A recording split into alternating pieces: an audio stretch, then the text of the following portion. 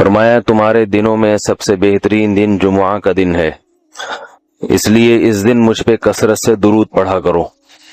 فَإِنَّ صَلَاتَكُمْ مَعْرُوضَةٌ عَلَيَّ، اس لیے کہ تمہارا درود مجھ تک پہنچایا جاتا ہے۔ صحابی نے پوچھا یا رسول اللہ کیف تعرض علیک صلاتنا وقد ارمت، ہمارا درود آپ تک کیسے پہنچایا جائے گا جبکہ آپ جب دنیا سے جائیں گے، قبر میں جسم آپ کا ختم ہو جائے گا، تو ہمارا درود آپ تک کیسے پہنچے گا؟ تو آپ صلی اللہ علیہ وسلم نے فرمایا ان اللہ حرم علی الارض اجساد الانبیاء، اللہ تعالیٰ نے پیغمبروں کے جسموں پر زمین پر پیغمبروں کے جسموں کو حرام کر دیا۔ زمین کسی پیغمبر کے جسم کو کبھی ختم نہیں کرتی۔ تو یہ بھی امت کا اجماعی عقیدہ ہے کہ جتنے بھی انبیاء ہیں ان کے جسم بالکل سلامت رہتے ہیں۔ شہداء میں تو یہ بہت زیادہ مشاہدہ ہوتا ہے، بہت سارے شہداء کے جسم سلامت رہتے ہیں۔ تو ایک اور حدیث میں آپ صلی اللہ علیہ وسلم نے فرمایا من صلی علیہ صلاۃ صلی اللہ بہا عشرہ، جس نے مجھ پر ایک دفعہ درود بھیجا۔ درود کہتے ہیں نبی صلی اللہ علیہ وسلم کے لیے اللہ تعالیٰ سے خصوصی رحمت کی دعا کرنا۔ ایک ہوتا ہے عام دعا، کسی کے لیے بھی رحمت، صلات کہتے ہیں خصوصی رحمت جو اللہ اپنے خاص بندوں پہ کرتا ہے۔ اس لیے صلات کا جو لفظ ہے نا، یہ درود اور صلات یہ پیغمبر کے علاوہ کسی کے لیے جائز نہیں ہے، کیونکہ یہ صلات خاص کس کے خاصہ ہے؟ یہ پیغمبروں کا۔ اس لیے ہم اللہم صلی علی محمد تو کہہ سکتے ہیں، لیکن یوں نہیں کہہ سکتے اللہم صلی علی فلان۔ تو وہ صلی جو ہے نا، صلات یہ خاص قسم کی رحمتیں ہوتی ہیں جو اللہ پیغمبروں پر بھیجتے ہیں۔ کبھی قرآن میں آتا ہے اولئک علیہم صلوات من ربہم ورحمہ، کہ جو لوگ صبر کرتے ہیں ان پر اللہ کی خصوصی رحمتیں بھی ہیں اور رحمت بھی ہے۔ تو پتہ چلا صلات اور رحمت میں فرق ہے۔ صلات اعلیٰ قسم کی رحمتوں کو کہتے ہیں۔ تو آپ صلی اللہ علیہ وسلم نے فرمایا جس نے میرے لیے ایک مرتبہ رحمت کی دعا کی، درود شریف پڑھا میرے لیے، تو اللہ اس پر 10 رحمتیں بھیجتے ہیں۔ اور جمعہ کے دن زیادہ فضیلت ہے درود شریف پڑھنے کی۔ البتہ یہ جو جمعہ کے دن میں حدیث مشہور ہے کہ 80 سال کے گناہ معاف ہوتے ہیں جمعہ کے دن درود پڑھنے سے، یہ حدیث سند کے لحاظ سے کمزور ہے۔ لیکن یہ جو میں نے حدیث پڑھی کہ جمعہ کا دن سب سے بہتر دن ہے، فَأَكْثِرُوا عَلَيَّ مِنَ الصَّلَاةِ فِيهِ، لہذا اس دن مجھ پہ کثرت سے درود پڑھا کرو، یہ بالکل صحیح حدیث ہے۔ تو جمعہ کے دن درود شریف کی اضافی فضیلت ہے۔ آج چونکہ جمعہ کا دن ہے اس لیے میں نے کہا کہ اس بارے میں تھوڑی سی بات کروں۔ ایک اور حدیث میں آتا ہے رسول اللہ صلی اللہ علیہ وسلم نے فرمایا لا تجعلوا قبری عیدا وصلوا علی فإن صلاتکم تبلغنی حیث کنتم، فرمایا میری قبر کو عیدگاہ نہ بناؤ۔ جیسے میلوں کی جگہ ہوتی ہے نا، میلے ٹھیلے، عید پہ جب سب لوگ جمع ہو کے خوشیاں مناتے ہیں، تو جیسے مزاروں پہ ہوتا ہے نا قوالیاں ہو رہی ہیں اور یہ میلے ٹھیلے ہو رہے ہیں آج کل دیکھا ہے، تو پہلے زمانے میں بھی جب کوئی نیک آدمی دنیا سے جاتا تھا تو لوگ اس کی قبر پہ دھرنے مار کے بیٹھ جاتے تھے، اور وہ مجاور اور یہ سب جو ہمارے یہاں ہوتا ہے۔ تو آپ صلی اللہ علیہ وسلم نے منع کیا کہ میری قبر کے ساتھ یہ کچھ مت کرو، البتہ مجھ پہ درود پڑھا کرو، اور فرمایا کہ تم جہاں سے بھی درود پڑھو گے یہ مجھ تک پہنچے گا۔ اور حدیث میں رسول اللہ صلی اللہ علیہ وسلم نے فرمایا ما من احد یسلم علی الا رد اللہ علی روحی فارد علیہ، کہ جب بھی کوئی مجھ پر سلام بھیجتا ہے اللہ میری روح کو میرے جسم میں لوٹاتے ہیں اور میں اس کے سلام کا جواب دیتا ہوں۔ اب یہ کیسے ہوتا ہے؟ چونکہ یہ برزخی زندگی میں ہے، لہذا اس کی کیفیات میں اور گہرائی میں جانے کی اجازت نہیں ہے۔ جیسے اللہ بہتر سمجھتے ہیں یہ ہوتا ہے، اس کی حقیقت کا ہمیں علم پوری طرح نہیں ہے، برزخی زندگی ہے۔ اور حدیث میں آتا ہے رسول اللہ صلی اللہ علیہ وسلم نے فرمایا کہ رغم انف رجل ذکرت عنده فلم يصلی علی، اس شخص کی ناک خاک آلودہ ہو جائے جس کے سامنے میرا نام لیا جائے، میرا تذکرہ ہو اور وہ مجھ پہ درود نہ پڑے۔ ایک اور حدیث میں آپ صلی اللہ علیہ وسلم نے فرمایا البخیل من ذکرت عنده فلم يصلی علی، وہ شخص کنجوس ہے، بخیل ہے جس کے سامنے میرا نام آئے اور مجھ پہ درود نہ پڑے۔ یعنی اتنی بڑی شخصیت اور اتنے بڑے محسن اعظم کا تذکرہ آ رہا ہے اور اس کی زبان سے دعا بھی نہیں نکلتی، تو اس سے بڑا کنجوس دنیا میں کون ہو سکتا ہے؟ ایک اور حدیث میں آپ صلی اللہ علیہ وسلم نے ایک شخص کو دعا مانگتے ہوئے دیکھا جس نے درود شریف پڑھے بغیر دعا شروع کر دی، تو آپ صلی اللہ علیہ وسلم نے فرمایا اس نے دعا میں جلدی کی ہے۔ پھر فرمایا تم میں سے جب کسی شخص کو دعا مانگنی ہو تو پہلے اللہ کی حمد و ثنا پڑھے، پھر مجھ پر درود بھیجے۔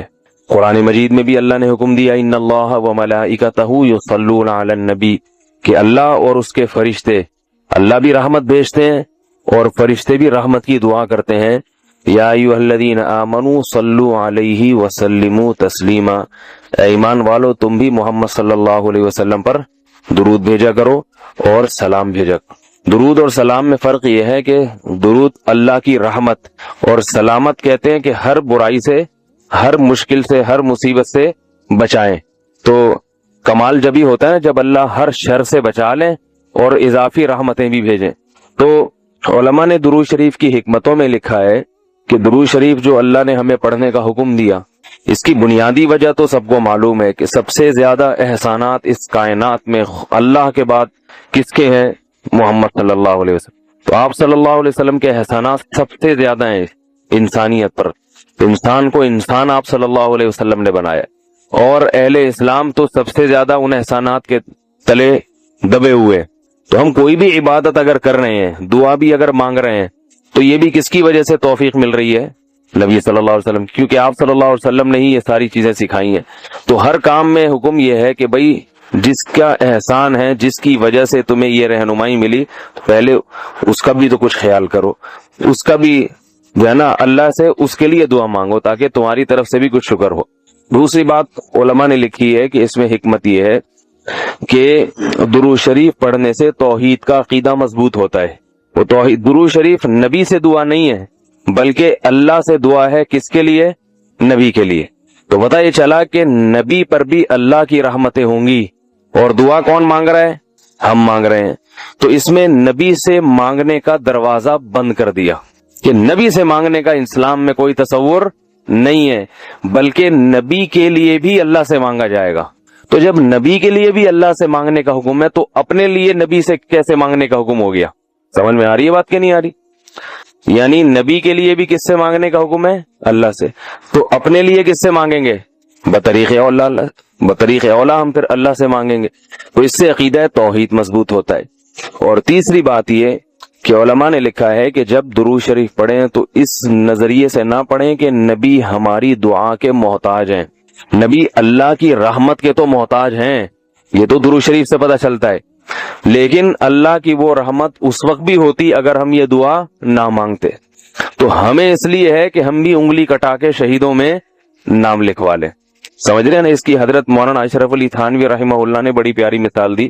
فرمایا کہ جیسے کوئی بادشاہ اپنے شہزادے پر کچھ انعام کرنا چاہے، بادشاہ تو چاہتا ہے نا اپنی اولاد کو نوازنا، اپنے محبوب شہزادہ اس کا محبوب ہوتا ہے۔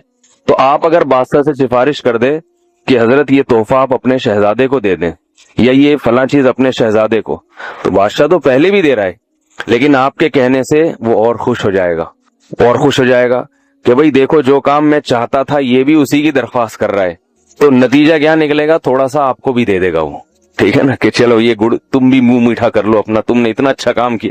اور اگر آپ کسی کو حکم دیں اس کے دشمن پہ خرچ کرنے کا، آپ جا کے کہیں بھائی وہ تمہارا دشمن ہے، تمہارا دل چاہتا ہے اس کا گلا دبا دو، تو ایسا کرو اس کو ہدیے ودیے دیا کرو، تو کہے گا میں اس کو گلا دبانا چاہتا ہوں اور تو ہدیے کی ترغیب دے رہا ہے تو میں تیرا بھی گلا دباؤں گا۔ تو دشمن پہ خرچ کرنے کا جب حکم دیا جاتا ہے تو اس سے سامنے والا غصے میں آتا ہے۔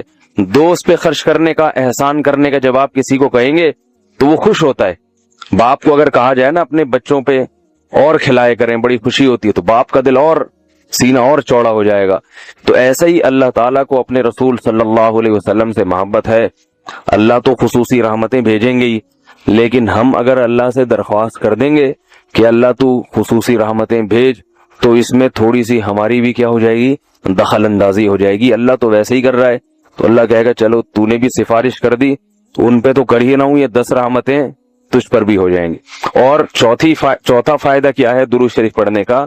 کہ انسان کے دل میں محمد صلی اللہ علیہ وسلم کی محبت بڑھتی ہے۔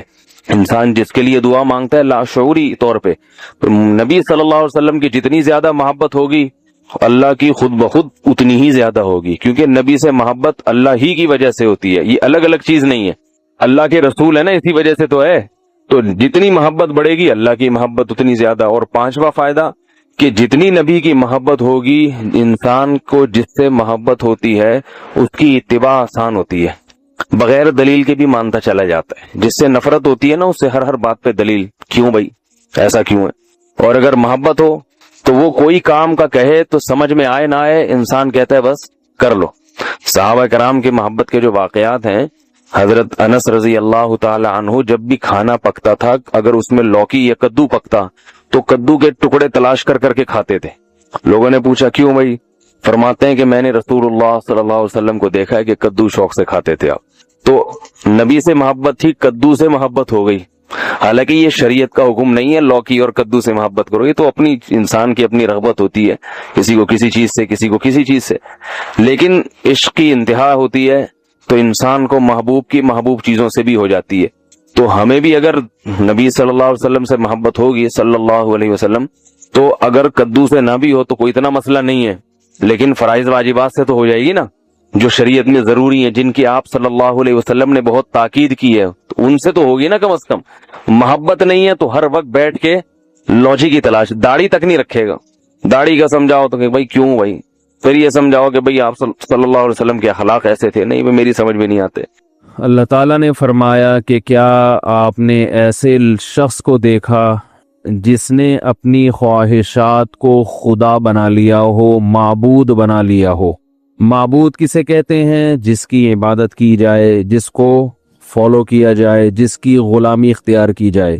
دنیا میں ہر دور میں انسان کا کوئی نہ کوئی معبود رہا ہے، کوئی نہ کوئی معبود رہا ہے، کوئی نہ کوئی خدا رہا ہے.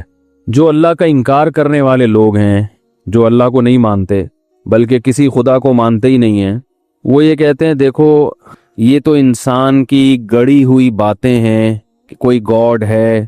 انسان کو جب کسی چیز کی لاجک سمجھ میں نہیں آتی تھی تو وہ کس کے کھاتے میں ڈال دیتا تھا؟ خدا کے. تو جیسے بہت سارے جھوٹے معبود بہت ساری قوموں نے بنائے، تو عربوں نے بھی ایک بنا لیا اور اس کا نام رکھ لیا اللہ.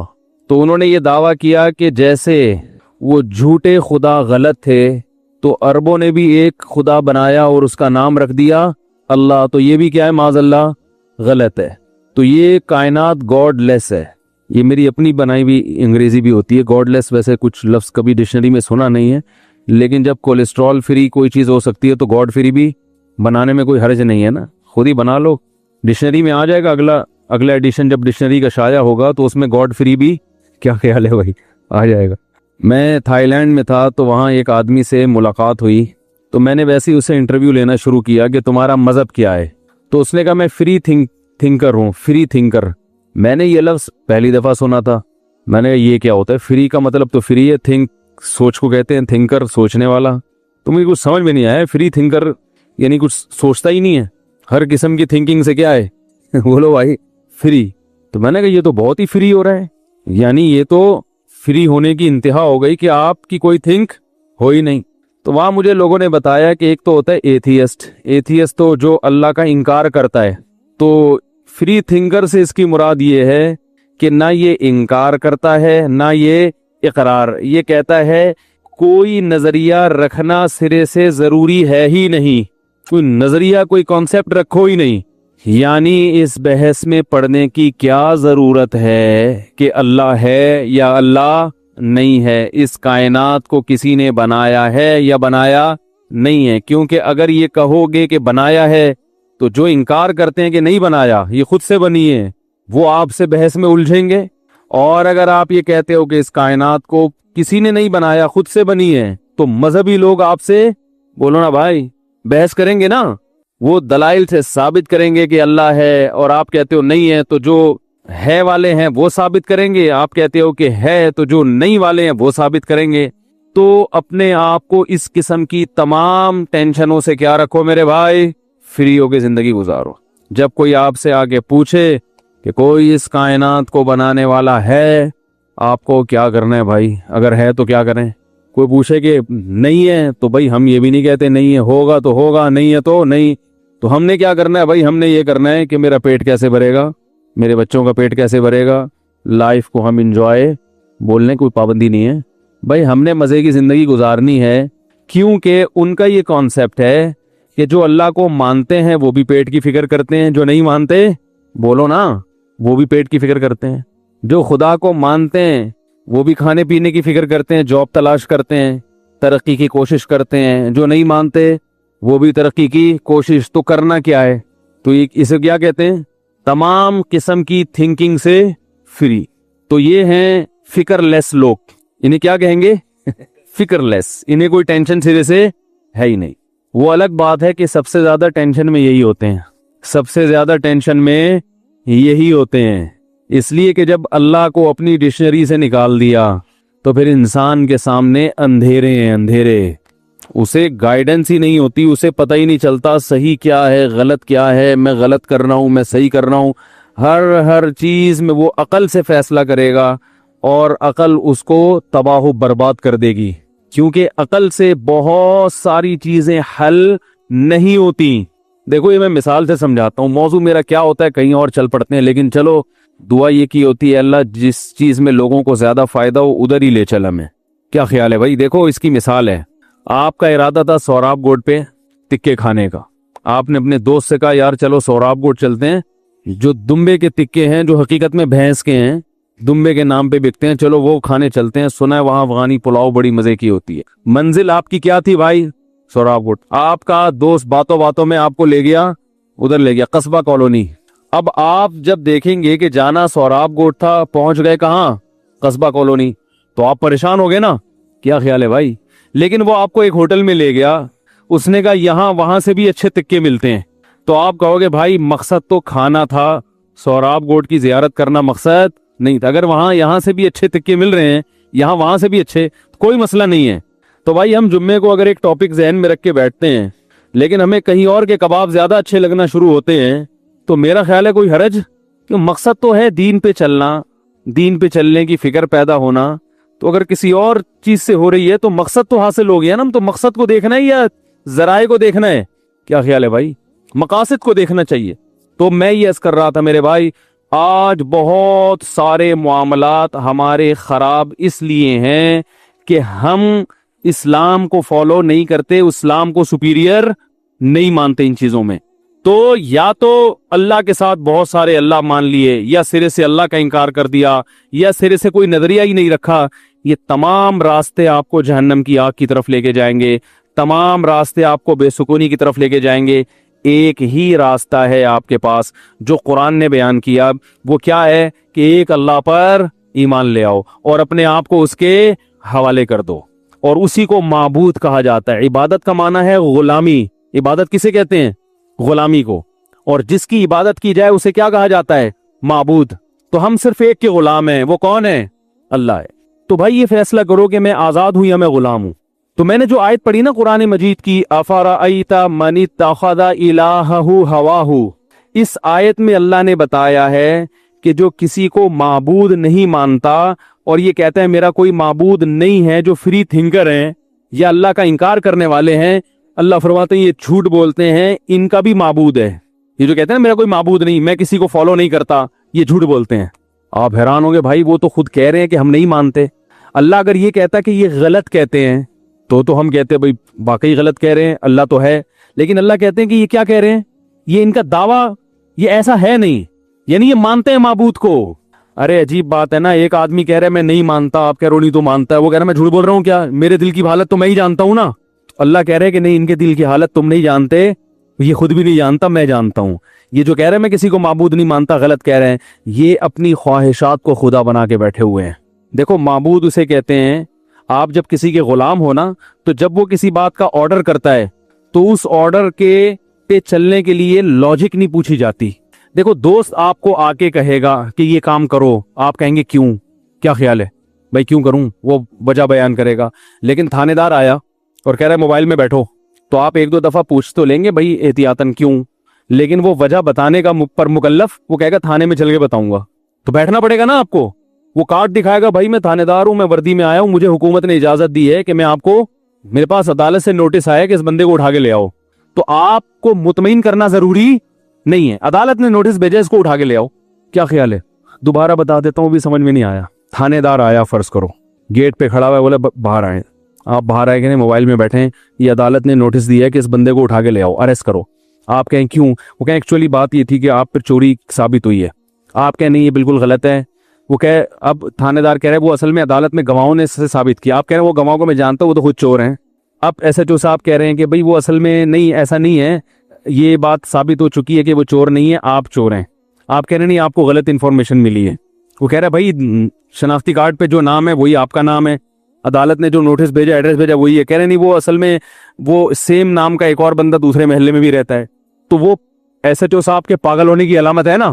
ہے کیا خیال ہے؟ وہ آپ کو وہ کیا کر رہا ہے؟ اب کہہ رہے ہیں کرسی لے آؤ، ادھر سے چائے لے آؤ، میں اس کو بیٹھ کے سمجھاتا ہوں.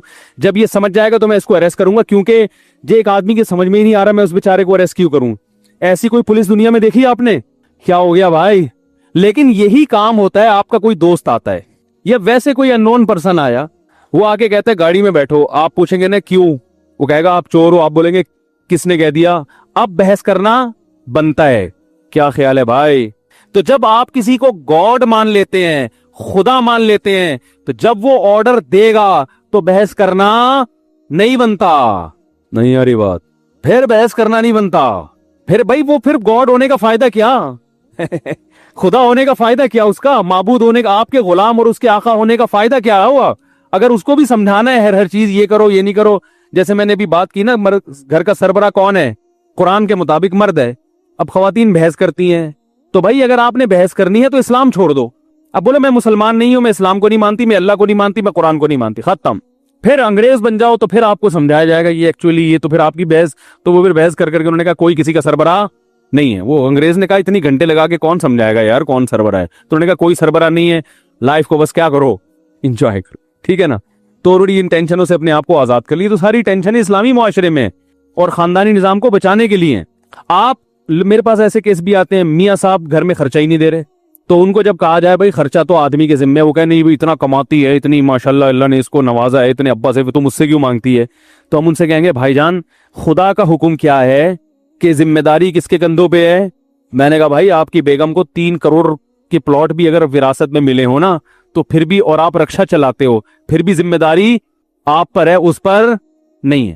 کہ نہیں کیوں؟ تو کیوں کا مطلب ہے کہ آپ اللہ کو اللہ بولو نا نہیں مانتے.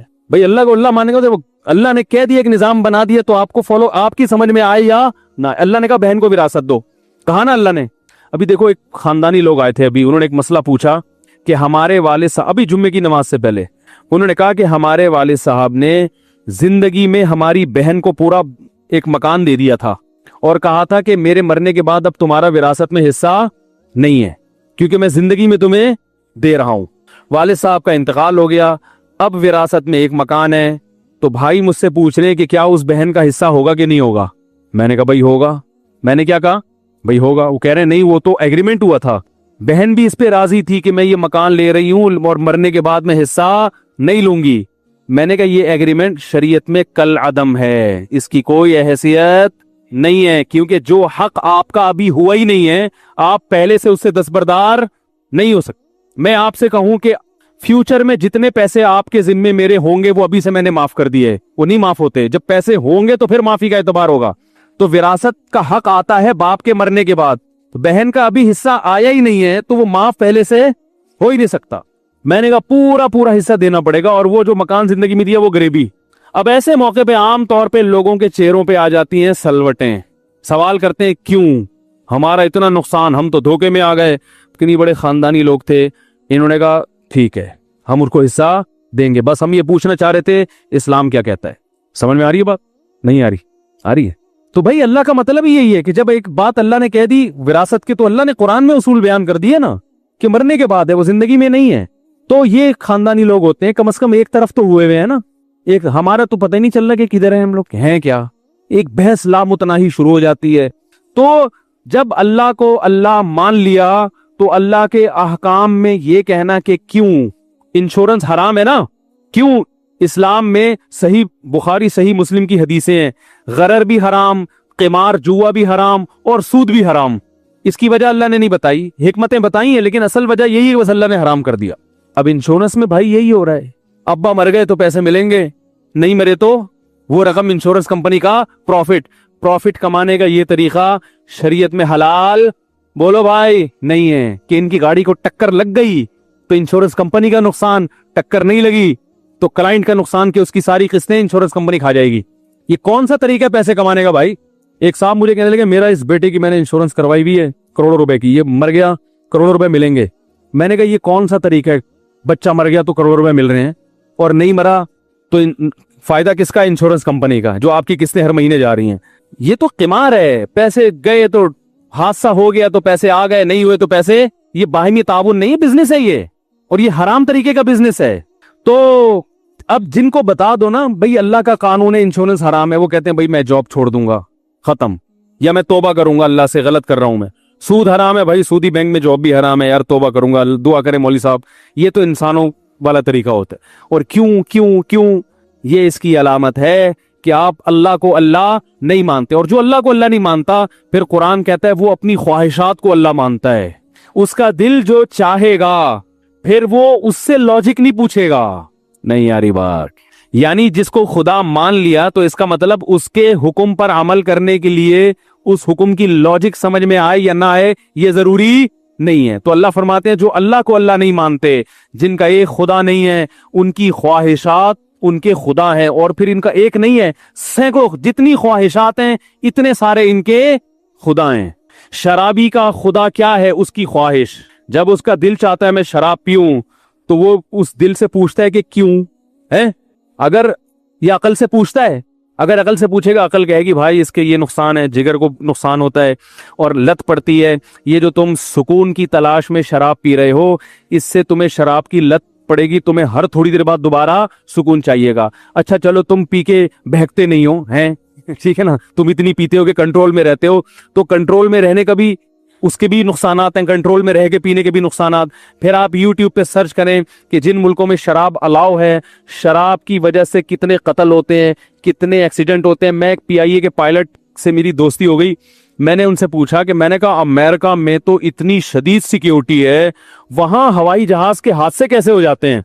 वो तो इतने एक्यूरेसी का वहां का सिस्टम है। चलो हमारे यहाँ ट्रेन उधर से उधर टकरा गई क्योंकि वो जो खींचने वाला था वो इत्तेफाक से ज्यादा गुटखा खा लिया था उसने, या वो सो गया था, और उसको ये भी पता था कि ट्रेनों को आपस में टकरा दो, केस वेस कुछ भी नहीं बनेगा। तो बहुत कुछ हो जाता है ना, वो चीसड़े उड़ा दो, ये कर दो, वो कर दो, तो कुत्ता सामने आ गया है भाई क्या ख्याल। तो हमारे यहाँ तो बहुत कुछ हो रहा है, उनके यहाँ इतना ऐसी धांधली नहीं होती। हमारे यहाँ तो वो जो जहाज गिरा था ना जिसमें जुनैद जमशेद शहीद हो गए, मुझे एक PIA के अमले के किसी शख्स ने बताया कि पहले बता दिया गया था कि इसका इंजन सही नहीं है, ये गिर सकता है, इसके बावजूद वो जहाज उड़ाया गया है। यार दुनिया में कहीं ऐसी धांधली होती है भाई? बताया और फिर केस भी नहीं बना कोई। यानी ये उससे बड़ा जुर्म है, ये उससे बड़ा जुर्म है। वो ओपन ही नहीं किया गया पब्लिक के सामने कि जहाज गिरा क्यों। वो ब्लैक बॉक्स होता है ना, उसमें तो सारी रिकॉर्डिंग है, वो यहां खुला ही नहीं है, कोई पूछने वाला नहीं है। तो क्या कह रहा था मैं, ये कहां से बात आ गई? हाँ, मैं ये कह रहा था, तो मैंने वो पायलट से पूछा, मैंने कहा यार वो अमेरिका में इतने जहाज जो वहां भी जाहिर गिर जाते हैं, उन्होंने कहा वहां ज्यादातर हादसा होते हैं पीने की वजह से। हालांकि पीने के बाद टेस्ट होता है, ज्यादा तो नहीं पी रही, इसके बावजूद बहुत कुछ हो जाता है पी के। पता ही नहीं कि पायलट को वो एक चरसी से किसी ने पूछा ना कि हमने सुना है कि तुम लोग चरस पी के तुम्हें ऐसा लगता है जैसे हम चांद पे हैं, क्या ऐसा ही है? उसने कहा तो अभी कहाँ बैठा हूं मैं, है भाई अभी कहाँ बैठा हूं, अभी चांद पे ही तो बैठा हूं। क्या हुआ है? अच्छा, ये पहले बताते ना, लंदन में इज्तिमा हो रहा है भाई, तबलीगी इज्तिमा हो रहा है। उलमाए किराम और अकाबिरीन किराम पाकिस्तान, इंडिया और साउथ अफ्रीका से शिरकत के लिए आ रहे हैं। मौलाना इब्राहिम साहब, मौलाना उबैदुल्लाह खुर्शी साहब, मौलाना सुलेमान कतानी साहब और प्रोफेशनल की जमात अलीगढ़ यूनिवर्सिटी से बुजुर्ग हजरात मौलाना अहमद लाट साहिब। तो लंदन में इज्तिमा हो रही है, लंदन वालों के लिए उन्होंने कहा था कि तबलीग वालों ने तो नहीं कहा, तबलीग वाले ऐलान नहीं करवाते, वो कहते हैं बस अखपल तरीके से तबलीग करते रहो, उसी से जितना हो जाए। तो एक हमारे साथी इसरार कर रहे थे कि ऐलान कर दे लंदन में इज्तिमा हो रहा है। भाई लंदन वालों से तमाम हजरात से गुजारिश है, ठीक है, कि इज्तिमा में ज्यादा से ज्यादा शरीक हो। तो गैर मुस्लिम ममालिक में तो ज्यादा इंसान को जरूरत होती है कि ऐसी किसी गैदरिंग में शरीक हो। तो बात को समेट के खत्म करता हूं। तो अब शराब पीने वाला शराब पे 10 किस्म के लेवल लगा लेगा अच्छाई के। वो इसलिए लगा रहा है कि उसने अपनी ख्वाहिश को अपना खुदा, उसकी ख्वाहिश कह रही है पियो, तो भाई समझ में आए ना आए करना क्या है, बोलो ना, पीना है। जो जिना करने वाला है उसकी समझ में आए ना आए उसने जिना करना है, क्योंकि ख्वाहिश को खुदा बना लिया उसने। जिसने चोरी करनी है वो चोरी करता है, آپ اس سے 100 چیزیں پوچھیں. اچھا ان کی جب چوری ہوتی ہے تو پریشان ہوتے ہیں. یہ ڈاکو سے جب کوئی گن پوائنٹ پہ کچھ چھین کے لے جائے تو گالیاں دے رہا ہوتا ہے, یہ ہو رہا ہے ملک میں ہیں, یہ ناانصافی ہو رہی ہے. تو یہ جب اپنے ماں باپ کے ساتھ برا سلوک کرتے ہیں تو اس کو جائز قرار دے دیتے ہیں, لیکن ان کا چھوٹا بھائی بھی ان سے بدتمیزی سے بات کرے تو ان کا میٹر گھوم جاتا ہے. تو جو اللہ کو رب نہیں بناتا وہ کس کو خدا بناتا ہے بھائی؟ وہ خواہشات. تو یہ خواہشات ہیں جن کے پیچھے دنیا چل رہی ہے. تو انہی لوگوں کے بارے میں قرآن نے کہا اولئک کالانعام, یہ جانوروں اور چوپایوں کی طرح ہیں, کیونکہ خواہشات کو خدا جانور بناتا ہے, انسان نہیں بنا. جانور کا جب جو دل چاہے گا نا اس کی لاجک نہیں دیکھتا. آپ دیکھیں درندے کیسے جانوروں کو بے دردی سے کھاتے ہیں. جنگل میں آپ دیکھیں کہ کسی جانور کا شکار کیا, انسان جب جانور کاٹتا ہے چھری گلے پہ چلائے گا اس کے, تاکہ تکلیف کم سے کم ہو, بلڈ نکلے تو جلدی اس کی روح نکل جائے. لیکن جانور جب کسی کو کاٹتے ہیں تو کچھ تو گردن سے پکڑتے ہیں, کچھ جہاں سے آ جائے بس پکڑ کے چیر پھاڑ شروع کر دیتے ہیں. تو ان کو اپنی خواہشات پوری کرنی ہے, تبھی ان کو درندے کہا جاتا ہے. انہیں کسی میں رحم یا کوئی ایسا جذبہ نہیں ہے ان کے اندر. اس لیے اللہ نے فرمایا کہ جو اپنی خواہشات کو پورا کرتے ہیں اولئک کالانعام, یہ جانوروں کی طرح چوپایوں کی طرح, بل ہم اضل, بلکہ ان سے بھی زیادہ بدتر, کیونکہ اس کو تو اللہ نے سمجھ دی ہے, انہیں سمجھ نہیں دی. اس کی یہ تو مہذب ہے, وہ مہذب نہیں ہے. تو اللہ کی نظر میں خواہشات کے پیچھے چلنے والا گدھوں اور کتوں سے بدتر, چاہے وہ 3 پیس اور سوٹ اور ٹائی میں کیوں نہ گھومے. ہمارے ہاں انسان کی عزت کا معیار اس کا لباس اور دولت بن چکی ہے. اچھا سوٹ ہوگا, لباس اچھا ہوگا, گاڑی اچھی ہوگی, لوگ کہتے ہیں ماشاءاللہ بڑا اچھا انسان ہے بھائی, اس کے ساتھ رشتے بھی کریں گے, اس کے ساتھ دوستی بھی کریں گے. رکشے اور ٹماٹر بیچنے والوں کو لوگ اچھا انسان نہیں سمجھتے. اور جو سچ بول رہا ہوگا, اپنی خواہشات کو خدا نہیں بنایا, ایک نظریاتی انسان ہے, ایک ویژن ہے اس کا, اس ویژن کو سامنے رکھ کر زندگی, اور ویژن اچھا صحیح ویژن ہے, اس کو سامنے رکھ کر زندگی گزار رہا ہے, تو میرے بھائی اس کو لوگ اچھا انسان نہیں سمجھتے. وہ اس کی غربت کو دیکھتے ہیں, اس کے کپڑوں کو دیکھتے ہیں, اور اس کی جو ہے نا جہالت کو دیکھتے ہیں. جہالت سے مراد جس کو عرف میں جہالت, حالانکہ وہ شریعت کی نظر میں وہ پڑھا لکھا ہے, پی ایچ ڈی ڈاکٹر, وہ شریعت کی نظر میں پڑھا لکھا نہیں ہے اگر وہ چور ہے تو. اور ایک جاہل آدمی وہ شریعت کی نظر میں پڑھا لکھا ہے اگر وہ چور نہیں ہے. تو یہ آخرت کا جو معاملہ ہے میرے بھائی, جس میں یہ فیصلہ ہوگا کہ اچھا کون ہے برا کون ہے, اس کا معیار بالکل ہی الگ ہے. یہ بالکل ہی ایک الگ کیٹیگری میں لوگ جو ہے نا ڈیوائیڈ ہو جائیں گے قیامت کے دن. تبھی قرآن کہتا ہے بہت سے چہرے سیاہ ہوں گے مگر سفید ہو جائیں گے, بہت سے سفید چہرے سیاہ ہو جائیں گے. بہت سے لوگ جو دنیا میں ذلیل تھے وہ آخرت میں عزت دار بن جائیں گے, بہت سے جو دنیا میں عزت دار تھے وہ آخرت میں ذلیل ہو جائیں گے. اللہ تعالی ہمیں اللہ کو صحیح طرح سے ماننے اور اللہ کی صحیح طرح سے ماننے کی توفیق عطا فرمائے. اچھا بھائی, حرام پروڈکٹ فروخت کرنے والی کمپنی میں جاب کرنا. پاکستان سے کسی نے پوچھا ہے مفتی صاحب کیا کسی ایسی کمپنی میں سوشل میڈیا مینیجر کے طور پر کام کرنا جائز ہے جو ایسی پروڈکٹس فروخت کرتی ہیں جن میں خنزیر بھی شامل ہوتا ہے؟ اگرچہ خنزیر اس کمپنی کی میجر پروڈکٹس میں شامل نہیں. اصل میں یہ کمپنی امریکہ میں ہے اور یہ چکن اور یہ پتہ نہیں کیا لکھا ٹرکی کا بھی کام کرتے ہیں. لیکن چکن اور ٹرکی کے بارے میں مجھے یقین نہیں ہے کہ وہ ذبح کے اسلامی طریقے کو فالو کرتے ہیں یا نہیں. دیکھیں مینیجر تو پورے کام کو مینیج کر رہا ہوتا ہے نا, تو اس کو تو گناہ میں براہ راست تعاون کر رہا ہے. وہ جیسے سودی بینک میں جو مینیجر ہے اس کی تنخواہ تو بالاتفاق حرام ہے. تو آپ چھوڑ دیں اس جگہ جاب کرنے کو, یعنی اس جاب کو چھوڑ دیں آپ, کیونکہ یہاں حرام گوشت دکھ رہا ہے اس کمپنی میں اور آپ اس میں ایک مینیجر ہیں. اچھا, لیکن آپ نے بتایا social media manager. Social media manager کا کیا مطلب ہے؟ بظاہر ایسا لگتا ہے کہ آپ اس کی پبلسٹی کے لیے, یعنی اس کو پبلش کرنے کے لیے, اس کمپنی کو پروموٹ کرنے کے لیے ہیں آپ.